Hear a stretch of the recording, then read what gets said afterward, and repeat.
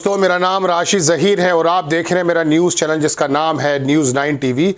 Netanyahu America पहुंच चुका है और आज की खबरें ये हैं दोस्तों कि जब गज़ा के वो लोग फ़लस्तीनी जब छूटे थे कल, वो ट्रक में दिखाए गए, उनके ऊपर क्या क्या खुशियाँ थीं, ये वही महसूस करता है। हम और आप महसूस करने में दिक्कत महसूस कर सकते हैं। वो जज्बाती नहीं है। बसंत का दिन था, पूरे दिन मैं जिस इलाके में रहता हूँ वहाँ पर मुसलमान बच्चे छतों पे चढ़कर पतंग उड़ा रहे थे और साथ में बहुत बड़े बड़े डीजेज या जो गाने बजाने के धंधे हो सकते थे वो चल रहे थे। नेतन्याहू वहाँ पहुँच करके ट्रंप से मशवरा ये कर रहा है कि मुसलमानों के मुहाफिज, इस्लाम के मुहाफिज, मौजूदा दौर में जिनको फ़लस्तीनी कहा जा सकता है, जिनको हमास के आदमी कहा जा सकता है, इनको ज़मीन दोस्त कैसे किया जाए, ख़त्म कैसे किया जाए। हमारे बच्चे, हमारे लड़के, हमारे कौम के बच्चे वो छतों पे चढ़कर डीजे बजा रहे हैं, गाने बजा रहे हैं। और मैं आपको बता दूं दोस्तों, मैं कभी कभी आज दोपहर ये सोच रहा था कि ऊपर से अगर अल्लाह ताला देखते हैं, अल्लाह तो देखते हैं सबको, तो महसूस करते होंगे कि इस खित्ते के अंदर जहाँ फ़लस्तीन के लोग पानी के लिए परेशान हैं, खाने के लिए परेशान हैं, और बराबर नेतन्याहू और मगरबी ताकतें उनके बच्चों की जानों के दुश्मन बने हुए हैं। दूसरे खित्ते में पाकिस्तान, बांग्लादेश, हिंदुस्तान यहाँ नज़र आते होंगे। अरे क्या बेफिक्री की ज़िंदगी गुजार रहे हैं। 500 रुपये का मज़दूर हो या 5000 का मज़दूर हो, पहली बात तो मामलेदारी में कितना फेल है ये तो आप अंदाज़ा खुद भी कर सकते हैं। लेकिन उसके बावजूद भी दुनिया से कितना अनभिज्ञ है। बजट आया है भारत में, इसके बारे में मालूम नहीं है। हाँ, मैं आपको खबर जो देने आया हूँ इसराइल की नहीं देने आया हूँ दोस्तों। इसराइल की बहुत सारी खबरें मेरे पास हैं, वो अलग एपिसोड बनाऊंगा, समय निकल रहा है। तो मुझे लगा, मुझे कई लोगों ने लिखा कि साहब अमानतुल्लाह खान लड़ रहे हैं दिल्ली में, उसकी कोई खबर नहीं बना रहे आप। अब बात यह है कि जब मैं जियो पॉलिटिक्स की बात कर रहा हूँ और अपनी पूरी कौम का रोना इंटरनेशनली लेवल पे रो रहा हूँ, मुझे एक ऐसा चुनाव जो म्यूनिसिपैलिटी के चुनाव से भी बहुत ज़्यादा नीचे गिरा हुआ है, जिस केजरीवाल को एक चपरासी से इधर करने की इजाज़त नहीं है, उसके बारे में मैं अपना वक्त क्या ख़राब करूँ। लेकिन असदुद्दीन ओवैसी ओखला आए तो मुझे लगा आपको बता देनी चाहिए। बहुत से लोगों के कमेंट भी हैं। 10 बरस में वो बंदा जीता, अमानतुल्लाह खान जिसका नाम है, मेरठ के अगवानपुर बताया जाता है, वहाँ के रहने वाले हैं। उससे पहले कई बार वो हारा, अपने आप को जेल भी गया, दुनिया भर के इल्ज़ामात भी लगे। वक्फ की बोर्ड, जो वक्फ बोर्ड है वहाँ पर उसने कुछ संशोधन किए, कुछ नौकरियाँ दी, कभी गली के मोहल्ले सही करा दिए, कभी नालियाँ सही करा दी, कभी बिजली के इश्यूज सही करा दिए। अगर थाने के अंदर कोई चीज़ें वहाँ भी जाता हुआ नज़र आया, लेकिन समझ में नहीं आती बात। एक साहब हैं, वो बता रहे थे मुझे कि गांधी जी ने हमारी कौम के बारे में कहा कि ढींगा मस्ती करने वाला टोला है। मैंने कहीं पढ़ा नहीं, मैंने कोशिश भी की पढ़ने की, लेकिन मैंने कई बुजुर्गों से सुना है कि वो ये बात कहते थे। आज छतों पे वही वाला मामला नजर आया कि ढींगा मस्ती करने वाला टोला है। जब इनको मालूम नहीं कि सुबह सुबह आरएसएस के लोग खड़े होकर के अपनी लाठियां फटकारते हैं, भले उनके पेट आगे निकले हुए हों, कुछ ज़्यादा ना कर पाएँ, लेकिन पूरे सिस्टम पर तो कब्जा कर लिया है। यहाँ पर पतंग उड़ा रहा है, डीजे बजा रहा है और वो गाने सुन रहा है जिस लैंग्वेज में, पंजाबी में, जो इसको आती नहीं है, चूँकि उसमें म्यूज़िक बड़ा तेज़ है। बहरहाल मैं ओखला पे आ जाता हूँ। ओखला के अंदर 10 बरस में एक आदमी ऐसा हुआ, हालांकि वो केजरीवाल किस प्रकार का व्यक्ति है मेरी कभी समझ में वो इसलिए नहीं आता क्योंकि वो कोरोना स्प्रेडर मुसलमानों को बताने लगा था और आरएसएस से उसका ताल्लुक क्या ये भी आप जानते हैं। लेकिन फिर भी उसने ज़मीन पर काम किया है। उसने मोहल्ले के अंदर ये नहीं देखा हिंदू मुसलमान आ रहे हैं। 1500 रुपये जब डॉक्टर फीस के लेता है तो वहाँ पर जाकर के उसको फ्री में डॉक्टर मिला, दवाइयाँ मिली, बिजली मिली और ये पानी मिला, ये चीज़ें मिली हैं। हालांकि असदुद्दीन ओवैसी का जो विजन है वो बहुत ऊँचा है, लेकिन उनका जो बंदा है वो लड़ने वाला, जेल से निकले हुए बंदे हैं, ये ताहिर हुसैन और ये शफाउर रहमान साहब, ये भी सहानुभूति की बात है। अब ये 3 लड़ रहे हैं, एक कांग्रेस का है, एक अमानतुल्लाह है और एक ये शफाउर रहमान MIM के हैं। वहाँ वो मनीष है। अब मनीष ऐसा तो है नहीं कि वो रवांडा का है, वो भी अपना भाई है, भारतीय जनता पार्टी का लड़ रहा है। ऐसा भी नहीं कि अमानतुल्लाह तीसरी बार जीतने के बाद तुम्हारे घरों की चौखटें सोने की बना देगा, ऐसा भी नहीं है। और यह शफाउर रहमान जीत गए तो वो नई क्रांति आ जाएगी। 5 इनके विधायक जीते थे बिहार में, 4 करोड़ रुपए में बिक गए थे। असदुद्दीन ओवैसी कह रहे थे 1 करोड़ रुपए में। अरे तुम्हें क्या मालूम भैया किरदार क्या खत्म हुआ है। या 5 किलो चावल में किरदार खत्म हो रहा है, तुम कह रहे हो 1 करोड़ रुपए में। तो बात यह है कि इनके अंदर सभी लोग, अमानतुल्लाह आए या कांग्रेस की वो लड़की आए या फिर ये शफाउर रहमान या वनीश, स्थिति कोई चेंज नहीं होगी। कोई बहुत बड़ा इलेक्शन नहीं है, इसे नाक का इशू मत बनाइए।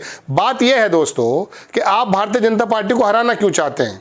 इसलिए हराना चाहते हैं चूंकि डेमोक्रेसी या लोकतंत्र या भाईचारे के दुश्मन होने का इन पे आरोप लगता है। यही वजह है, हम भी इनसे सवाल इसी वजह से करते हैं।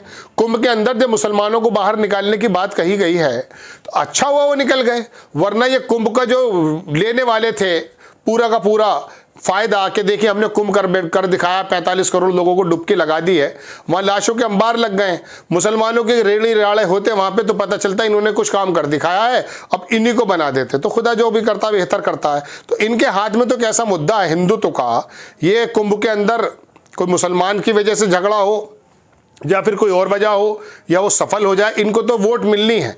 क्योंकि देश के अंदर जो एक बहुत बड़ा वर्ग है उसके दिमाग में भेजा हट करके गोबर आ चुका है। जियोपॉलिटिक्स में क्या चल रहा है, ट्रंप की लड़ाई क्या चल रही है, टैरिफ क्या चल रहे हैं, हिंदुस्तानी को कैसे बाहर निकाला जा रहा है, इनसे कोई सरोकार नहीं है। आज मैं निकला बजट के ऊपर बात करने, हिंदुस्तान के लोगों को बजट ही नहीं मालूम बजट होता क्या है। वो दिल्ली चुनाव की बात करने लगे मुझसे। बहरहाल दोस्तों बात यह है कि वो एक सीट है, हालांकि मैं उसको कोई बहुत बड़ा नहीं मानता, लेकिन लोगों ने कहा, मैं कहना यह चाहता हूं कि आप अदला बदली क्यों करते हो? आप जो है बंदरों की तरह उछल कूद क्यों करते हो? शीला दीक्षित ने 15 साल में बंबई दिल्ली को बनाकर रख दिया, अचानक उसे हरा दिया आपने। आप हो कौन? आपका मिजाज क्या है? महाराष्ट्र का एक बूढ़ा आकर के एक आंदोलन चलाता है और हिंदुस्तान के अंदर मनमोहन सिंह की सरकार को बदनाम करके खत्म कर देता है। केजरीवाल उसी की उत्पत्ति है। मैं देखिए ये मत समझिए मैं अमानुल्लाह के पक्ष में हूं, मैं बात बताना चाहता हूं। आप लोग किसी के भी फेवर में आकर के ऐसे अंधे हो जाते हैं और लगता यह है कि जीवन मरण का प्रश्न यही है। अमानुल्लाह जीत जाएगा तो जन्नत नहीं जाओगे भाई, शिफाउर रहमान अगर जीत जाएगा तो हैदराबाद वाले बार बार नहीं आएंगे। असदुद्दीन ओवैसी से एक तकलीफ सिर्फ ये रहती है, उसका जहां विजन बहुत शानदार है, मैं 50 बार वीडियो बना चुका हूं कि उसने पिछले इलेक्शन में अपने कदम खींचे चूंकि केजरीवाल हार जाता। इस बार वो आया है। मैं शुरू से कहता हूं कि आप ऐसी सीट पर जाइए जहां पर मुसलमान सिर्फ 10 या 15 20 हजार हो। आप वहां पर जाके किसी पंडित को, किसी ठाकुर को, किसी ब्राह्मण को, किसी बनिए को आप मजबूत बनिया ढूंढे, मजबूत ठाकुर ढूंढे जिसपे 15-20 हजार वोट हो। रुकिए, यहां पर मकान लीजिए, बात कीजिए। दिल्ली हो, उत्तर प्रदेश हो, आप वहां से हेलीकॉप्टर से आते होंगे, जहाज से आते होंगे और आकर के आप नया नया ड्रामा शुरू कर देते हैं। आप वहां पर इस कैंडिडेट को टिकट दें, मुसलमान जो 10-15 हजार है उनसे कहें, उनमें मेहनत करें कि आप इसको वोट दो, जैसे मायावती करती थी। जिला अध्यक्ष सारे ही अपने बिरादरी के बना दिया करती थी और फिर मोटा पैसा लेकर आरोप के मुताबिक वो टिकट बेच देती थी मुसलमान को, ठाकुर को, पंडित को। और उनकी कौम के लोगों ने कभी ये नहीं कहा कि साहब आप जो है पैसा लेकर टिकट बेच रही हैं, ऐसा नहीं कहा। यहाँ सारे दरोगा बन जाते हैं, दुकान पे खुद बेईमानी करता है बैठ करके। मिस्त्री जो भी नाम का व्यक्ति है, 95% मिस्त्री क्या हालात करे बैठे तुम जानते हो दोस्तों। वहां लेके कितने खराब हैं, वही मालिक वहां पर काम कर रहे हैं। हुक्म यह है पसीना सूखने से पहले इसकी दे दे, वो उसके औजार रख लेता है कि जिन नहीं ये कल को नहीं आएगा, चूंकि वो वाकई नहीं आएगा, वो काम को बीच में छोड़ के भागेगा, वो उसमें बेईमानी करेगा, वो सामान दिलाने में कमीशन खाएगा। जहां इज्जत इनकी हुआ करती थी वहां चोर दिखाई देने लगे इनके बच्चे। वजह क्या है? क्योंकि जिंदगी से दीन चला गया, अखलाक चला गया, किरदार चला गया। तो कहने का मेरे मतलब दोस्तों यह है कि असदुद्दीन ओवैसी अगर वहां पर आकर के ऐसी प्लानिंग के साथ लड़े तो काम भी हो। यहां पर ओखला के अंदर सारे मुसलमान यही 3 खड़े हो गए। अब बात यह कि मुसलमानी क्यों जीते, मनीष में क्या गलत चीज है? मनीष में कोई गलत चीज नहीं है जो बीजेपी का कैंडिडेट है। बात यह कि वो पार्टी की सोच, कांग्रेस की सोच, राहुल गांधी जमीन पर उतरे हुए मेहनत कर रहे हैं बराबर, उनकी सोच। वो अकेला व्यक्ति ऐसा है जो इस समय हिंदुत्व की लड़ाई से लड़ रहा है, लेकिन वहां पर उस लड़की को आप वोट देने के साथ जीत नहीं रही है। तो आप फिर जो है असदुद्दीन ओवैसी के मामले में क्यों आ जाते हैं? मैं खुद चाहता हूं उसकी 4-5 सीटें आ जाएं ताकि विधानसभा में उसकी आवाज हो, लेकिन आप तीनों बिखर जाएंगे। अमानुल्लाह की मेहनतों को नहीं देखेंगे आप। 10 बरस से उसने अपने आप को खड़ा किया है, आपकी बातों के लिए लगा है। अब आप कहेंगे साहब इनने बड़ी अनियमितताएं की हैं, तो कौन सा आदमी दरोगा आपके यहाँ ईमानदार आया था? बताओ तो सही, तुम खुद ईमानदार हो?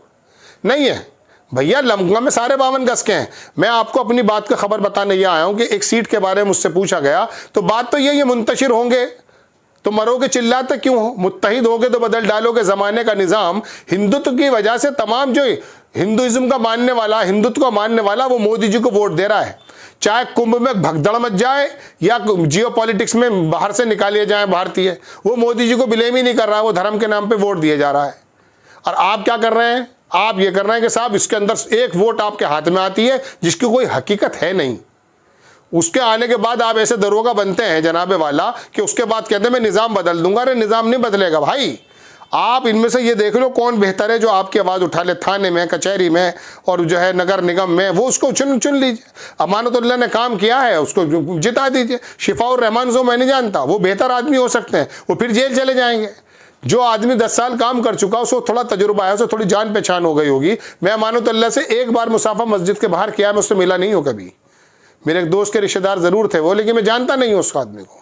लेकिन मैंने उसकी देखी है वक्फ के किस प्रकार से पैसा वो निकाल कर लाया, कैसे उसने नौकरियाँ दी हैं। जो किराएदार वहाँ 15-15 साल से थे, जो 40 रुपये 50 रुपये थे, उनसे 50-50 हज़ार रुपये की उसने जो है वक्फ वो आमदनी की है।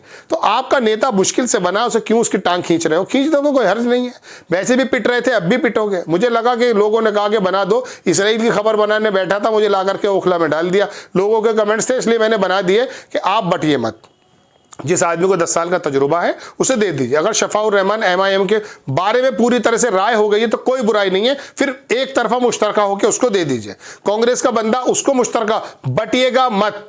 मान लीजिए मेरी बात, फिर आप कहेंगे जी मानेंगे कैसे? तो मैंने आपको तीनों के बारे में बता दिया है। आपको खबर कैसी लगी अपनी राय कमेंट्स बॉक्स में जरूर दीजिए। चैनल को सब्सक्राइब कीजिए, शेयर कीजिए। नेक्स्ट टाइम मैं किसी खबर के साथ हाजिर होता हूं। जय हिंद।